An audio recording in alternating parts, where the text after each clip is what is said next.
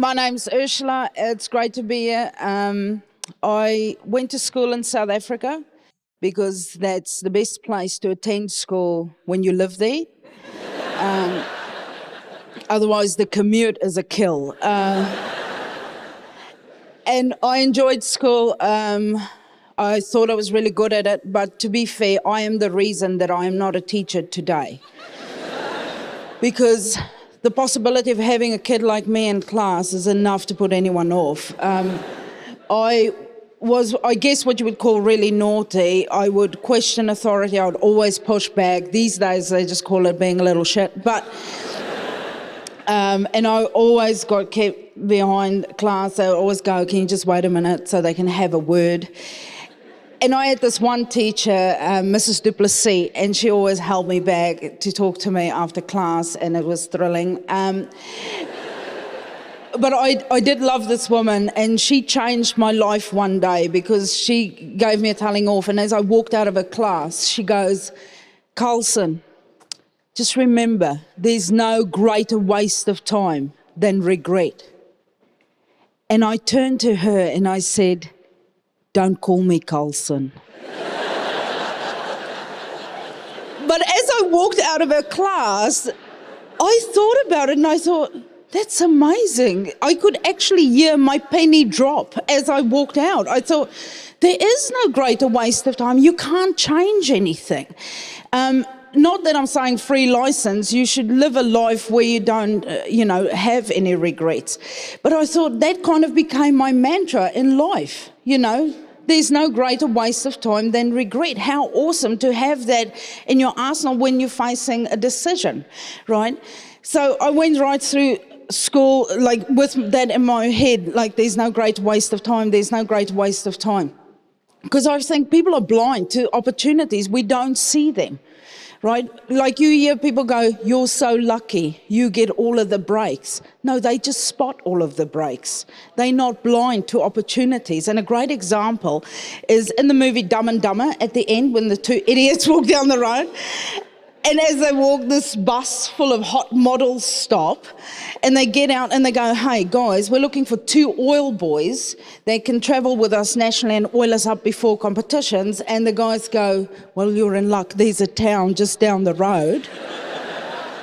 You'll be able to find 2 guys there." And then the bus drives off and the 2 dudes are sitting and going, "There's 2 lucky guys in the next town. Going to get a lucky break. When are we getting ours? Where's our lucky break?" Well, it just left on that bus with... So we have to spot the opportunity. So in my life, I kind of, always try and spot the opportunity. So when I left school, I started grabbing every opportunity I could. I studied history because I thought I was going to be a historian. I would have been the loudest historian in the history of man. I studied history, I studied English, I studied drama. Then somebody offered me an apprenticeship as a typesetter, which you'll Google later. And I just took all of these opportunities, and it got to a point where I'm like, I have no days left. Everything is just, my life is chock-a-block. And then I thought I need to sift through and only take the things that will really add value. And I only took the typesetting apprenticeship. And I then became a graphic designer, and I worked in advertising, and I worked in the newspaper industry in South Africa for 12 years. Now, South Africa is a violent country. The crime rate is exceptionally high, and when you work in the newspaper industry, you're faced with it. You see it every day. It's in your face, but it's kind of at arm's length, because I go home, I'm safe. I go to work, I'm safe, but I still see the crime. And I never really got one-on-one in contact with it till one day we had an armed robbery at work. These 4 guys came in with AK-47s and they made us lie down on the floor. They took everything. We had our cell phones, our wallets, our bags, everything, and our clothes. They locked us in a bathroom in our underwear. And, genius really, because nobody could chase after them.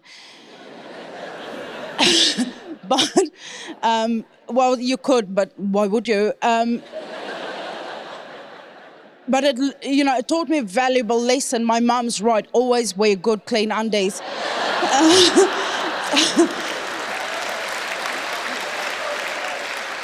No regrets, right?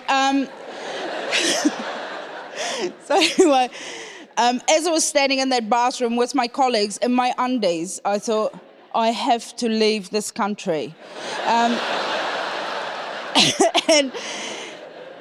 And I made the decision to immigrate. Like, I didn't know where, I didn't know, that was just, at that moment I thought, I'm gonna leave. And the next morning in the paper, there was an ad and it says, do you want to immigrate? And I thought, yeah, I do. And it said, why not New Zealand? And I thought, I can't think of one reason why not. And honestly, 3 months after I read that ad, I was living in New Zealand. I packed my bag and I moved over. And I was living in New Zealand, and it has proven to be the best decision of my life. And I look back and I go, do I miss my life in South Africa? Absolutely. Do I miss my friends and my family? Absolutely. Do I regret it? No, because there's no greater waste of time. I'm embracing my new life, and it's been great. And I started working in advertising and met Vaughan, worked on some models and stuff. I got the bus and I got on it.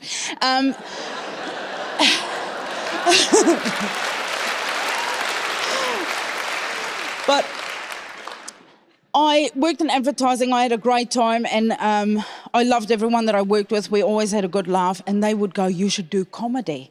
And I go, you're out of your mind. Like, because public speaking is quite scary. If you sit in your chair right now and you think of us quickly swapping and, just a level of sweat that'll increase in your armpits. And I was exactly that. I was like, I'm not doing that. No. But when I left, my colleagues gave me a fake contract to go do an open mic night, right? And there it is. And they made me sign it in front of everyone. And I'm new in the country. I didn't want to be a dick. I thought, yeah, I'll do it. I'll sign it. I'll go do your 5 minutes of comedy. And I signed it, and they'd already booked tables for all of them. And I went and I did the open mic night, but we had no idea of knowing that it was with the start of the comedy festival. And they have this competition called Raw Quest, where they look for new talent every year. So if you're into it, do it. So anyway, we had no idea. And I went and I did my 5 minutes of stand-up comedy, and people were laughing, and it went great. And then afterwards I had 1 or 48 beers, and then they were going, that went really well, and I don't care, I did it. I have ticked comedy off the list of things to do, no regrets. And the next day I got a call from the owner of the club, and he goes, you're through to the next round.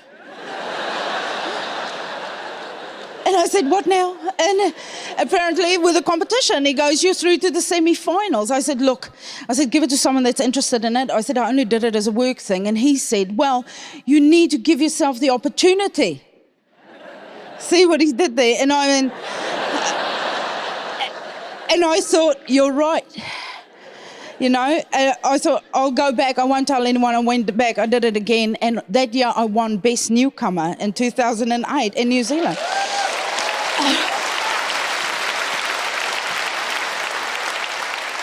And I had to quit my job in advertising because comedy was just taking over. Do I miss advertising? A little, but I get to sleep in. So basically, at the moment, I'm living the positive side of Jim Carrey's Yes Man movie, right? Now, did I just give you 2 references of Jim Carrey movies and 1 TED Talk? Yes. Do I regret it? No. Life is too short. But basically, I guess what my talk comes down to is we need to be aware of our own lives. You need to be actively involved in your own life. Be awake. Sometimes put your phone down and look at opportunities. Because heaps of people come up to me and they go, I wish I could have done that, or I've always wanted to try it. And I'm like, well, you're talking, so you're still sucking in air. So